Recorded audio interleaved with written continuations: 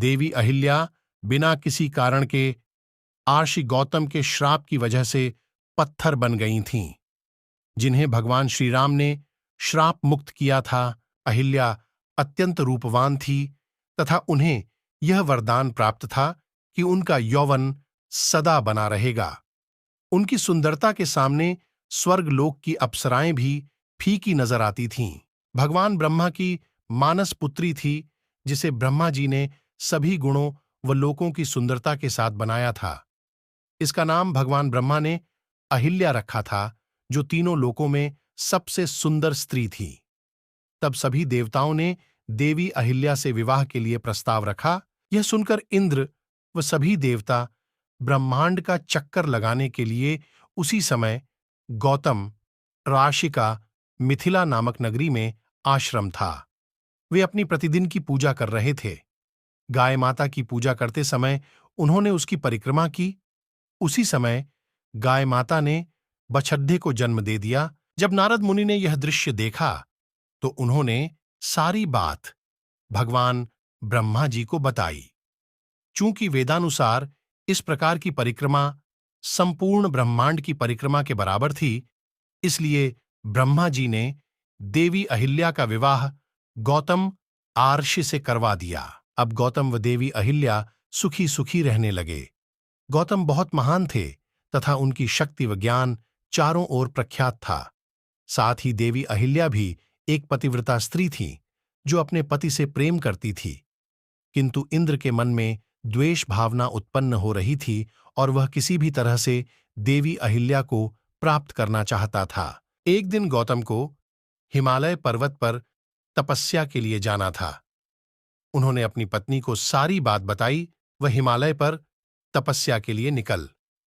जब देव इंद्र को यह पता चला तो वे छल से गौतम राशि का रूप धारण कर उनके आश्रम में चले गए। माता अहिल्या अपने पति को इतनी जल्दी वापस आया देखकर आश्चर्यचकित रह गई, किंतु उन्होंने सोचा कि शायद उनके पति उनसे दूर नहीं रह सकते, इसलिए उन्होंने हिमालय पर तप करने का अपना मन बदल लिया। इस तरह इंद्र ने देवी अहिल्या के साथ छल से दुराचार किया। फिर एक दिन गौतम अपना तप पूरा कर वापस आए।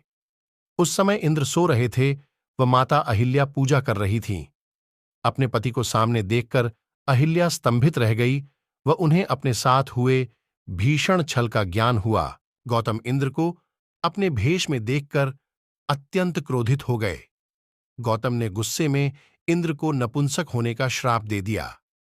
इसके साथ ही उन्हें अपनी पत्नी पर भी अत्यधिक क्रोध आया। उन्होंने उनसे कहा कि इतने माह तक तुम्हें कोई परपुरुष स्पर्श करता रहा, किंतु तुम्हें इसका आभास तक ना हुआ।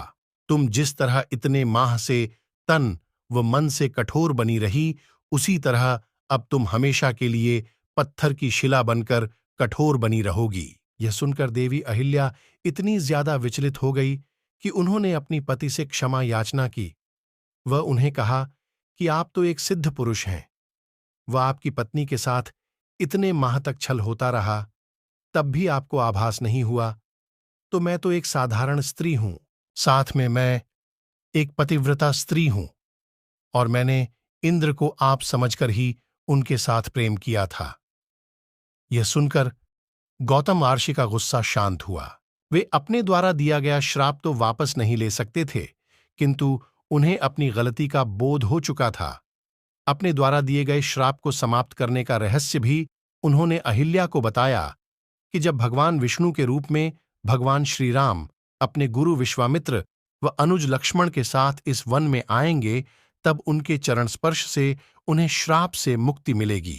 अगर आपको वीडियो पसंद आती है, लाइक और शेयर चैनल को सब्सक्राइब। अगर आपको वीडियो पसंद आती है, लाइक और शेयर चैनल को सब्सक्राइब। फिर एक दिन भगवान विष्णु ने अयोध्या की भूमि पर भगवान श्री राम के रूप में जन्म लिया।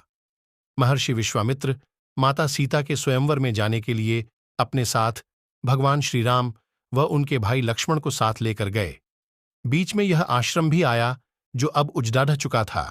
वहां सब कुछ सुनसान देखकर श्री राम ने विश्वामित्र जी से इसका रहस्य पूछा। तब विश्वामित्र जी ने उन्हें संपूर्ण कथा सुनाई और माता अहिल्या का उद्धार करने को कहा। उसी समय भगवान श्री राम ने उस पत्थर की शिला पर अपने चरण स्पर्श किए। श्री राम के द्वारा पत्थर की शिला को स्पर्श करते ही माता अहिल्या गौतम आर्षि के श्राप से मुक्त होकर पुनः अपने मनुष्य रूप में वापस आ गई। अगर आपको वीडियो पसंद आती है, लाइक और शेयर चैनल को सब्सक्राइब।